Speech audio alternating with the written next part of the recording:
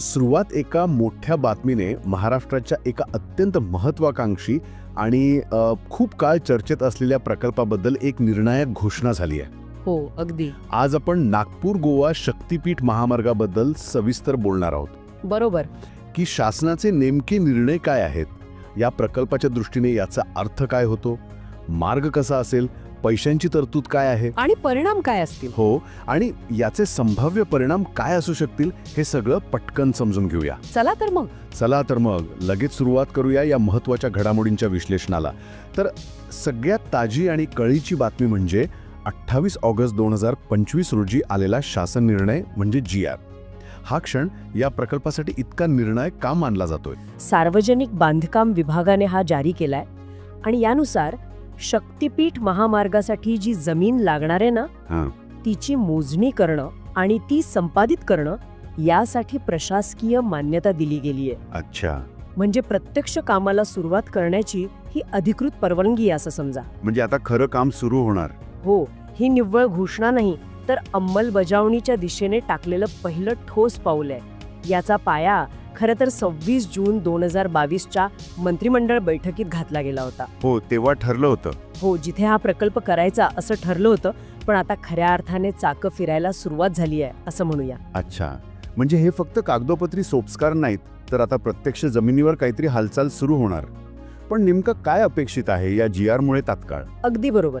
म्हणजे GR मध्ये स्पष्ट म्हटलंय की भूसंपादनाची कार्यवाही तत्काळ हाती घ्यायची आहे. तात्काळ?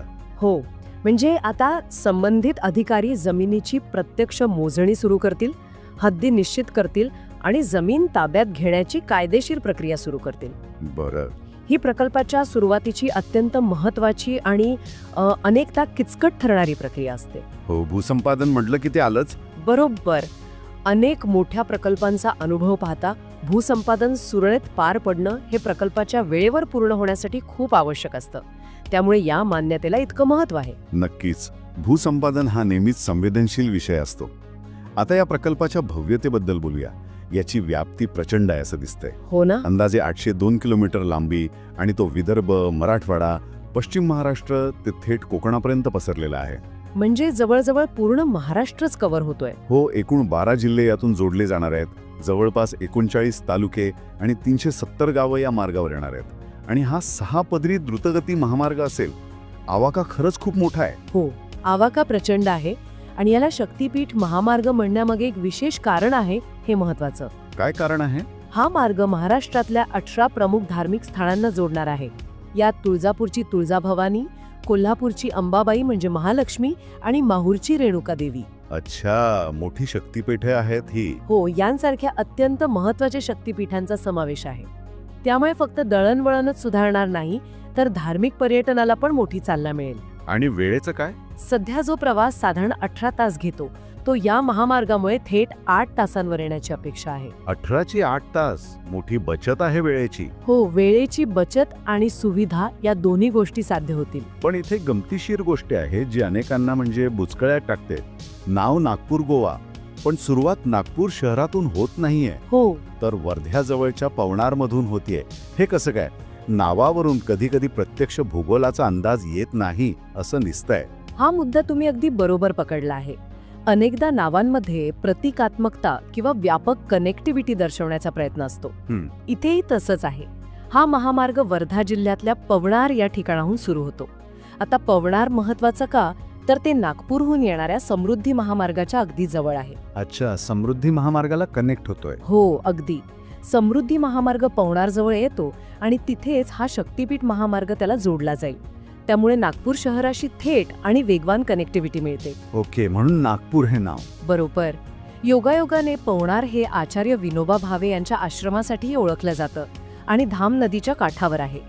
याच भागातून नागपूर तुळजापूर राष्ट्रीय महामार्गही जातो. त्यामुळे जरी प्रत्यक्ष सुरुवात पवनारमधनं असली तरी समृद्धी मार्गे नागपूरशी जोडणी असल्याने नागपूर गोवा हे नाव अधिक समर्पक वाटलं असावं. आणि शेवटचं टोक ते गोव्याला. शेवटचं टोक सिंधुदुर्ग जिल्ह्यात गोवा सीमेवरील पात्रादेवी इथे असेल. अच्छा, म्हणजे पात्रादेवीपर्यंत. हे स्पष्टीकरण महत्वाचं होतं. नावामागचं लॉजिक आता स्पष्ट झालं. आता इतक्या मोठ्या म्हणजे अंदाजे 86,000 कोटी रुपयांच्या प्रकल्पासाठी आर्थिक बाजू कशी सांभाळली जात आहे? विशेषतः या ताज्या GR मध्ये भूसंपादनासाठी काय तरतूद केली आहे? 86,000 कोटी ही संपूर्ण प्रकल्पाची अंदाजित किंमत आहे, जी प्रचंड आहे खरं तर. हो, पण नुकत्याच आलेल्या GR मध्ये फक्त भूसंपादन प्रक्रियेसाठी जी रक्कम लागणार आहे त्यासाठी प्रशासकीय मान्यता दिली आहे. अच्छा, फक्त भूसंपादनासाठी. किती आहे ती रक्कम? ही रक्कम आहे 20,787 कोटी रुपये. बापरे. हो, यातली एक लक्षवेधी बाब म्हणजे यातील 12,000 कोटी रुपये ही जमिनीची मूळ किंमत म्हणून दिली जाईल. ओके.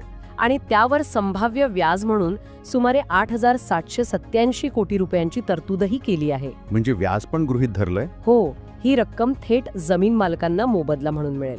अर्थात प्रति एकर किंवा प्रति हेक्टर नेमका दर काय असेल हे अजून निश्चित व्हायचं आहे. ते मूल्यांकनानंतर ठरेल. हो, ते मूल्यांकनानंतर ठरेल. पण इतकी मोठी रक्कम केवळ भूसंपादनासाठी मंजूर होणं हे शासनाची या प्रकल्पाप्रती असलेली कटिबद्धता दर्शवतं असं मला वाटतं. म्हणजे भूसंपादनाच्या खर्चासाठी तरी हिरवा कंदील मिळाला आहे असं म्हणूया. हो, पण याच GR मध्ये एक वेगळा आणि थोडा धक्कादायक म्हणावा असा उल्लेख आहे असं वाटतं.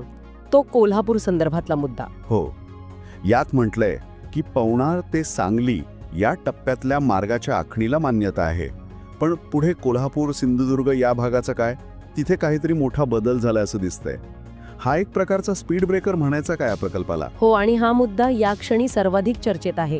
हा निव्वळ स्पीड ब्रेकर नाही, तर एका मोठ्या भागासाठी सध्या तरी थांबा असं चित्र आहे. थांबा म्हणजे?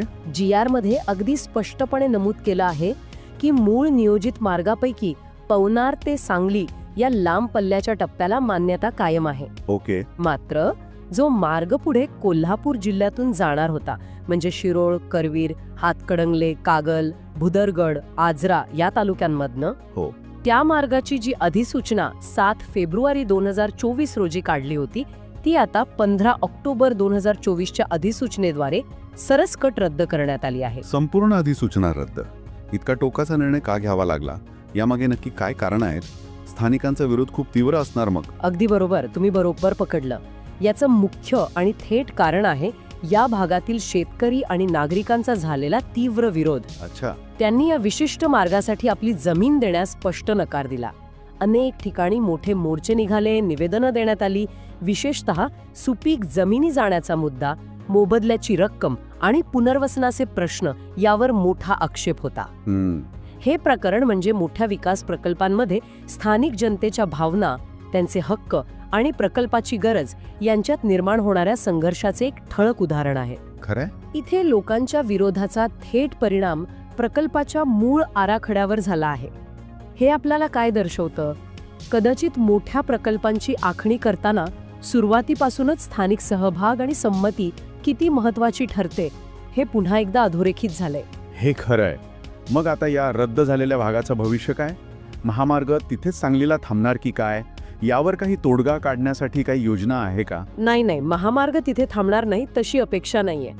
GR नुसार या रद्द झालेल्या भागासाठी आता नवीन प्रक्रिया सुरू होईल. नवीन प्रक्रिया म्हणजे? महाराष्ट्र राज्य रस्ते विकास महामंडळ, ज्याला आपण MSRDC म्हणतो. हो, MSRDC. त्यांना आता या भागासाठी पर्यायी मार्ग शोधण्यास सांगितलं आहे. म्हणजे अवेलेबल ऑप्शन्स काय आहेत ते तपासायचं. म्हणजे दुसरा रूट शोधणार? हो, शक्य असल्यास स्थानिकांची पुन्हा चर्चा करून नवीन प्रस्ताव शासनाला सादर करायचा आहे. इथे आव्हान मोठं आहे. विकासाची गरज आणि स्थानिक लोकांचे हक्क, त्यांच्या जमिनी आणि उपजीविका यांचा समतोल कसा साधायचा, हा एक अत्यंत संवेदनशील प्रश्न आहे आणि MSRDCला यावर लवकर तोडगा काढावा लागेल. म्हणजे एकंदरीत ह्या सगळ्या घडामोडींनंतर आता पुढे काय चित्र दिसतंय? असं म्हणता येईल का की हा प्रकल्प आता 2 वेगवेगळ्या वेगाने पुढे जाईल? एक भाग सुरू झालाय आणि दुसरा अजून विचाराधीन आहे. हो, सध्या तरी तसंच चित्र दिसतोय. तात्काळ पुढची पायरी म्हणजे ज्या पवनार ते सांगली या मोठ्या टप्प्याला मान्यता मिळाली आहे त्या भागात जमीन मोजणी आणि भूसंपादनाची प्रक्रिया वेगाने पूर्ण करणे. बरं. ही प्रक्रिया किती सुरळीत होते यावर पुढचा वेग अवलंबून असेल. हे झाल्यावर तिथे प्रत्यक्ष बांधकामाला सुरुवात होऊ शकेल. आणि दुसऱ्या भागाचं? दुसरीकडे कोल्हापूर ते सिंधुदुर्ग म्हणजे पात्रादेवी हा जो वादग्रस्त ठरलेला भाग आहे त्याचं नियोजन MSRDCला नव्याने करावं लागणार आहे. त्यांना नवीन मार्ग शोधावा लागेल. त्यामुळे एकाच प्रकल्पाचे 2 भाग वेगवेगळ्या टप्प्यांवर आणि वेगवेगळ्या वेगाने पुढे जातील असं दिसतंय सध्या तरी. म्हणजे यावर लक्ष ठेवावं लागेल. हो, या संपूर्ण प्रक्रियेवर बारकाईने लक्ष ठेवावं लागेल, विशेषतः दुसऱ्या टप्प्याचा पुनर्नियोजनावर. आजच्या आपल्या चर्चेचा सारांश काढायचा झाल्यास शक्तिपीठ महामार्ग हा महाराष्ट्राच्या विकासाच्या दृष्टीने एक अत्यंत महत्त्वपूर्ण प्रकल्प आहे, यात वाद नाही. नक्कीच. त्याचा एक मोठा भाग म्हणजे पवनार ते सांगली आता अधिकृतरित्या पुढे सरकतो आहे, कारण भूसंपादनाला प्रशासकीय मान्यता मिळाली आहे. ही निश्चितच मोठी बातमी आहे. हो, हे महत्त्वाचं पाऊल आहे. पण त्याचवेळी काही गंभीर आव्हानं आणि बदल अजूनही समोर आहेत. विशेषतः भूसंपादन प्रक्रियेतील संभाव्य गुंतागुंत आणि काही भागांतील स्थानिक जनतेची स्वीकृती मिळवणं, जसं कोल्हापूर विभागात स्पष्ट झालं आहे, हे मुद्दे कळीचे ठरणार आहेत पुढे जाऊन. आणि इथे एक विचार करायला लावणारा मुद्दा आहे असं मला वाटतं. अनेकदा आपलं लक्ष फक्त वेग, कनेक्टिव्हिटी आणि प्रवासाचा वेळ किती कमी होणार यावरच केंद्रित असतं, की नाही? हो, बरोबर आहे. आपण फायद्यांकडे जास्त बघतो. हो, पण हा प्रकल्प आपल्याला आठवण करून देतो की मोठ्या पायाभूत सुविधा उभारताना केवळ अभियांत्रिकी आणि अर्थकारण पुरेसं नसतं. त्यात धार्मिक आणि सांस्कृतिक महत्त्व, जसं इथे शक्तिपीठांना जोडणं आणि त्या मार्गामुळे थेट प्रभावित होणाऱ्या समुदायांचे हक्क, त्यांचे चिंता आणि त्यांचे मतं यांचाही विचार करावा लागतो. या सगळ्या घटकांमध्ये गुंतागुंतीची वाटाघाट सतत सुरू असते. हा समतोल साधणं महत्त्वाचा आहे. तर भविष्यातले असे मोठे प्रकल्प सुरुवातीपासूनच हा समतोल अधिक प्रभावीपणे कसा साधू शकतील, जेणेकरून विकास आणि स्थानिकांचे हित यातला संघर्ष कमी होईल, हा एक महत्त्वाचा प्रश्न आहे ज्यावर खरंच विचार व्हायला हवा. अगदी बरोबर. आणि हो, ज्यांना हा अधिकृत शासन निर्णय स्वतः तपशिलात वाचायचा असेल, तिथे जाऊन याबद्दलची सविस्तर आणि अधिकृत माहिती मिळवता येईल. उत्तम. ही माहिती नक्कीच उपयुक्त ठरेल.